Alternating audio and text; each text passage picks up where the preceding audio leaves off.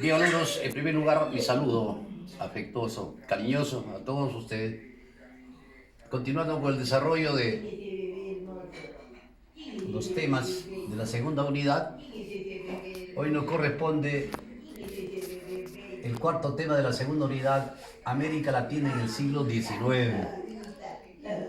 Los países de América Latina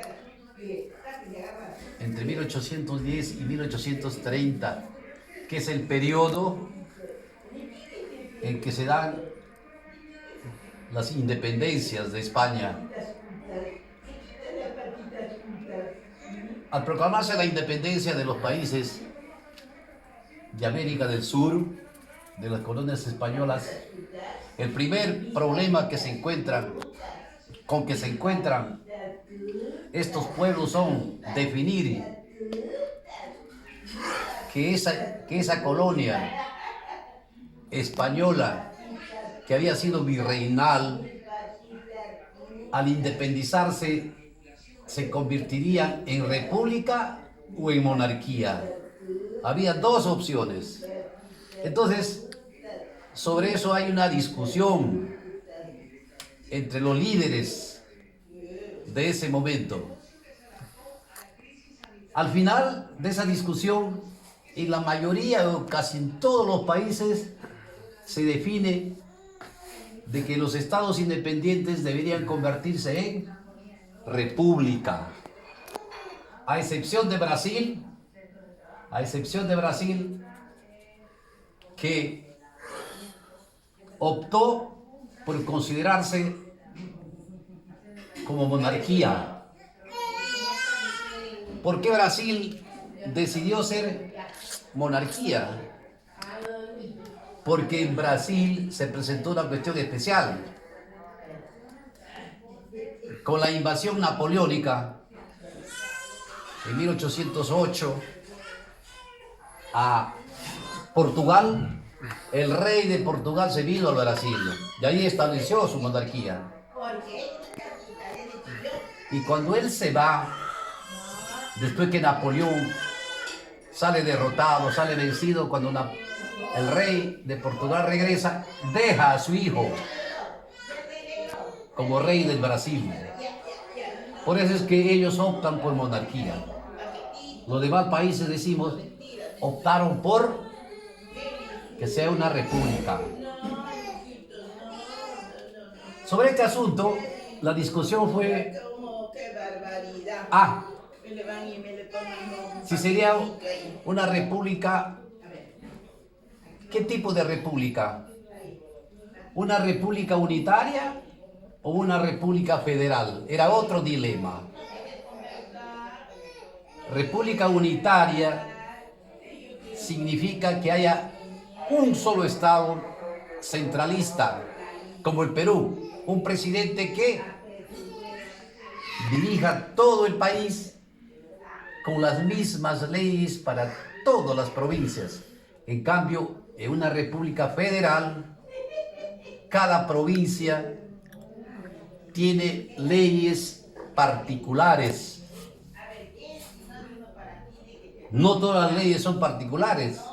Hay leyes generales que rigen para toda la república. Entonces, en el país unitario sí las leyes, todas las leyes, absolutamente todas las leyes son para toda la república. Acá no. Todas las leyes de la república no son para todas las provincias. Las provincias tienen algunas leyes que les diferencian de los otros. Entonces, sobre eso, ¿qué decían los conservadores? Había dos grupos, conservadores y liberales. Los conservadores planteaban que el sistema debe ser unitario, centralista. Conservadores, subir un nombre conservar. Los conservadores eran líderes que tenían algún interés económico. Muchos de ellos habían sido herederos de los conquistadores, colonizadores españoles. Entonces tenían propiedades, por ejemplo. A ellos les convenía un gobierno centralista, mientras que los liberales proponían un Estado federal, cada provincia con autonomía. Entonces se da esa lucha, pero los conservadores liberales defendían intereses particulares. Los liberales casi no tenían intereses, propiedades, no tenían para defender, esto sí. Entonces al final son estos los que triunfan, ¿no? Que querían el sistema unitario. Por eso es que en el Perú se establece, y en todos los países se establece la República Unitaria. En toda esta discusión, ¿no?, de que sea república o monarquía, sea unitaria o federal, los indios no entraban. Al indio no se le, a pesar de que la mayoría de la población era india, no se le consideraba en esta discusión. Ellos no pintaban. En realidad, nadie se acordaba de ellos. Porque miren, los conservadores los consideraban a los indios con paternidad, ¿no? Como si fueran los padres, y los indios unos niños. Entonces, los líderes eran los obligados a guiarlos. Así se consideraba. Los liberales los consideraban como ignorantes, gente incapaz de progresar, gente incapaz de hacer algún proyecto, de avanzar. Así consideraban los liberales a los indios. Entonces, los dos grupos consideraban al indio como, aquí decimos, como pobladores incompletos. Es así, entonces, cómo se presentan los primeros años de la República. Después, ya de haber definido esto, ustedes saben que los líderes que proclamaron la independencia habían vivido en la época de la colonia. En la época de la colonia, los líderes no eran independientes, solamente cumplían lo que desde España enviaban. De tal manera que los líderes de esos días de la independencia también eran gente sin experiencia. Solamente había un deseo. Entonces, inclusive, nunca habían pagado impuesto ellos. Y con la República ya tenían que ver. Entraban a otro ámbito en la vida social y política. Por ejemplo, uno de los primeros problemas que tenían que solucionar estos nuevos líderes era primero insertarse en el mercado europeo. Durante la colonia, todo el comercio era con España. Si traíamos un producto de Inglaterra, lo traíamos a través de España. Si traíamos productos franceses, lo traíamos a través de España. O sea, todas las mercaderías que se traían de Europa se traían a través de España. Entonces, pero ahora ya no. Con la independencia, España ya no estaba en el medio. Entonces, habría que hacerlo ya directamente. Los nuevos líderes tenían que ya dirigir ese comercio directamente con los países europeos, fundamentalmente con Inglaterra. Entonces, ¿qué cosas se podía vender? Se debería vender productos agrícolas y ganaderos. Carne no, lana. Fundamentalmente lana de auquénidos. Y materias primas. Esos eran los productos que había que vender. Inglaterra sí necesitaba de materias primas, necesitaba de algodón para sus fábricas textiles, ¿no? Y de aquí, ¿qué se compraría? Productos industriales, desde Inglaterra. Hemos dicho, Inglaterra fue el primer proveedor, el principal proveedor y también el principal comprador.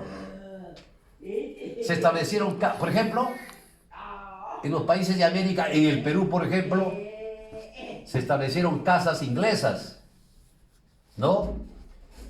Que nos compraban o vendían nuestros productos. Por ejemplo, el guano nos compraban generalmente los ingleses, ¿ya? Y otro asunto, que Inglaterra nos daba los primeros préstamos. Desde allí, el Perú ya va dependiendo económicamente de Inglaterra. Antes dependíamos de España, pero ahora con la independencia ya pasamos a depender de Inglaterra fundamentalmente. Poco a poco la dependencia económica creció, aumentó. Posteriormente vamos a ver cómo esta dependencia a Inglaterra va a pasar a dependencia con Estados Unidos. Pero en este periodo nuestra dependencia es de Inglaterra. Bien, ¿quiénes iban a tomar el poder? ¿Quiénes iban a gobernarnos? ¿Quiénes iban a ir a la presidencia? No habían líderes políticos capaces, nadie tenía experiencia. Entonces los primeros llamados eran los militares, que tenían cierto prestigio porque habían triunfado en la lucha contra los españoles por la independencia. Entonces ellos se convierten en los principales líderes, los militares, en sus principales líderes políticos. Y son ellos los llamados a asumir la presidencia, y así va a ser. Por ejemplo, en el Perú, ¿quién fue el primer presidente? Lamar, un general. Y así en los otros países, en Bolivia, ¿quién fue el primero? Sucre. Entonces los militares se convierten en líderes políticos a su vez. Y eso va a producir, pero va a haber una lucha entre ellos. Entonces se va a producir lo que se llama el caudillaje militar. Entonces los militares forman sus grupos. Los generales que habían luchado por la independencia forman su grupo y van a haber una lucha interna. Eso es lo que se llama el caudillaje militar. Por ejemplo, en el Perú, los principales caudillos fueron José Lamar, Agustín Gamarra, Salaverry, Orbegoso, Santa Cruz, ¿no es cierto? Entonces, esos habían luchado durante la independencia y como se triunfó, entonces lograron ese prestigio. Y ellos son los principales caudillos militares. Bien, muchachos, entonces eso con referencia a la situación política, a la situación social que se vivió en América Latina días después, años después de la independencia, entre 1810 y 1830.